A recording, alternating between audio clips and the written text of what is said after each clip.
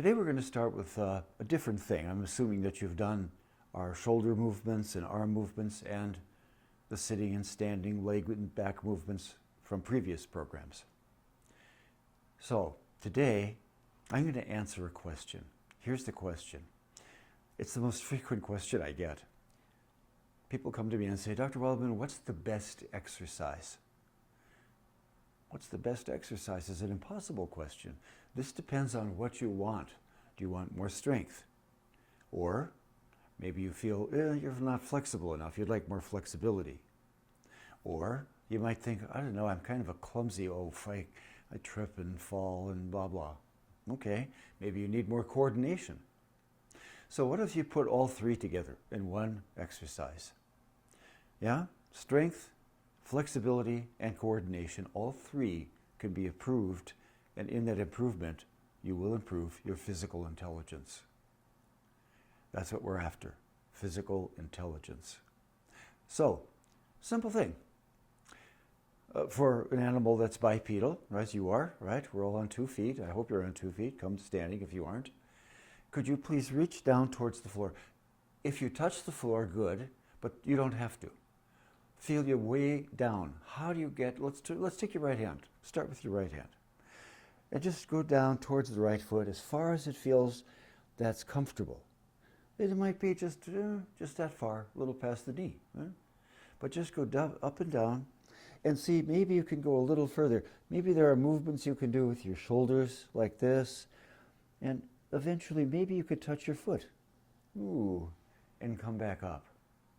Now there's reasons to go touch the floor, so let's investigate what could you do with the left hand, because it might be different, right? The left side could be entirely different. Ooh, maybe you stop here. Don't worry about it, come back up again. And think down again, a little further, up again. And can you see, I'm turning my body a little bit here to get further down. So I'm using different muscle groups here instead of just the middle of the back. Now I'm going to shift again. And I'll turn here. Oh, can slap my shoe a little bit. Go down with the left hand. Now, why is that useful? It's one of the most useful things you can do. Anyone, by the way, who does gardening knows that, right? We bend down and we have to pull things out of the ground sometimes. So, but here's a pillow on the ground. Well, you either have to leave it there or you have to bend down and pick it up. And some people go, listen carefully, and that's how they pick things up. In order to, in order to do that, you have to hold your diaphragm stiffly. You inhale and exhale with tightness, and you can hear the breath. You want to be inaudible. When you bend down to touch something and pick it up, you should not be heard. The air should flow freely. You have large tubes in your throat. Not a problem to go. Now I took a deep breath, but you didn't hear it. Shouldn't need to. Now what's the next thing? Once you can get to the floor, maybe you could even tap the floor. Yeah? Tap it with your knuckles or the palms of your hands. I'm not kidding, really do it. When you do that, it gives your nervous system a sense of, yes, I can contact the floor and I can do things down there. So the next thing is, once you've touched the floor and you know you can bend over and come up that way easily, great back exercise, by the way. And for those who don't, again, know me, I started the University of California, the statewide back program. This was done back in the late 1970s and early 80s. Thousands of people took this program. So here's another thing you could do. What if instead of just touching the floor, you made friends with it? You actually went down, lying on your back on the floor, in one movement. If you need furniture, that's fine. You might need furniture. For example, maybe I can't get to the floor, but I could maybe go, oh, here on the sofa, maybe I could get one knee down, then the other knee down, and then from there I could get on all fours, and then maybe I can get my hip down, and then, oh yeah, whew, I made it onto my back.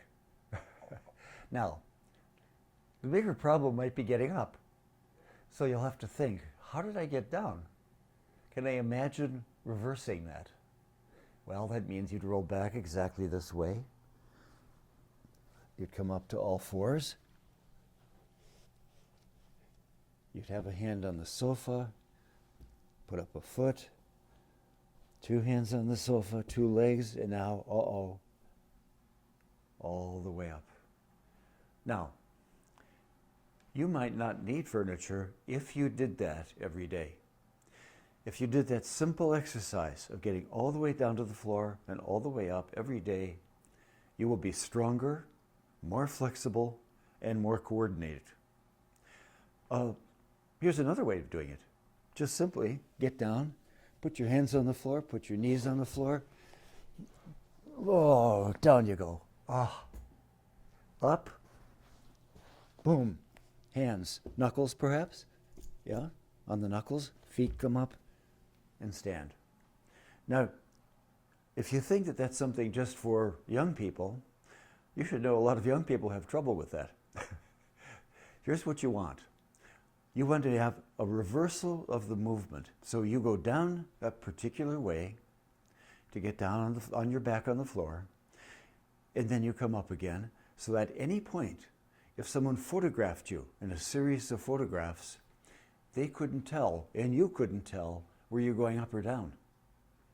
Do you see what I mean? If you're doing it really perfectly as a reversal, reversing the style of the movement, exactly, how could you tell in photographs which direction you were actually going?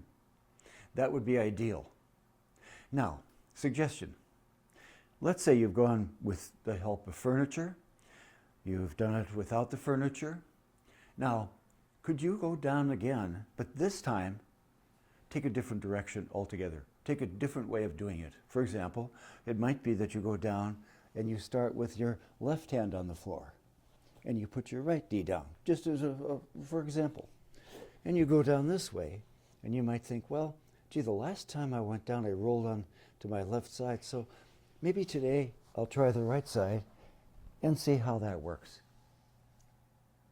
And then you come up from there, meaning you reverse the same direction. Remember, as if you're being photographed one way or the other.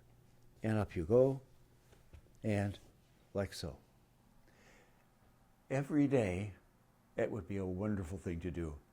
Some people have done it 3 to 5 times a day as an exercise. They had some problems and injured themselves a lot. So they had to find ways to get up and down that were different each time. Now, if you do it differently each time, that means you're creating the movement, and that's how you know you've learned something. That's how you increase your physical intelligence, because you've remembered what was the movement, what's the reversal of the movement, what's a new way or a different way of doing the movement, and that means you're flooding your neurons with information, and it's pouring out to you a response. That response becomes easier and easier as your coordination, your flexibility, and your strength improve. It's possibly the best exercise there is. You have to do everything in the animal world practically, right? From lying on the ground, you'll be on your stomach on the ground for that matter, and get from any position down there to getting up on all fours to getting up to being bipedal. Okay, enjoy. And next time I see you, you'll be stronger and more flexible.